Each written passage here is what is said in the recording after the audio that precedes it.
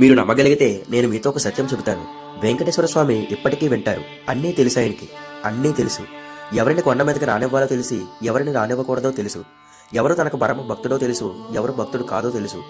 ఎందుకంటే కష్టంలోంచి మన బుద్ధితో మనం పైకి రాలేమట. అలా ఇరుక్కుపోయాం. ఇరుక్కుపోయినప్పుడు ఆపద ముక్కలవాడా అని పిలుస్తాం. ఆ ఆపద నుంచి నన్ను తప్పించు. మొక్కేం పెడతాము? మన శక్తి కొలది. ఒక్కొక్కడు అంటాడు తలనీలాలు ఇస్తానంటాడు. ఒకడంటాడు కొండకి నడిచి వస్తానంటాడు. ఒకడంటాడు స్వామి నీ హుండీలో 5 రూపాయలు వేస్తానంటాడు.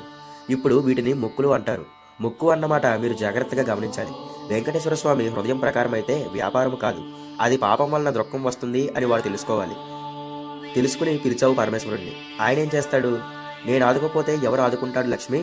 అందుకు ఉంటాను ఈ కలియుగంలో వెంకటాచలం మీద. ఎవడు ఎక్కడ ఎంత మౌనంగా లోపల లోపల పిలిచినా నాకు వినపడుతుంది. నేను వింటాను, వాణ్ణి ఉద్ధరిస్తాను ఆపదలోంచి అని అంటారు వెంకటేశ్వర స్వామి వారు. ఓం నమో వెంకటేశాయ నమః.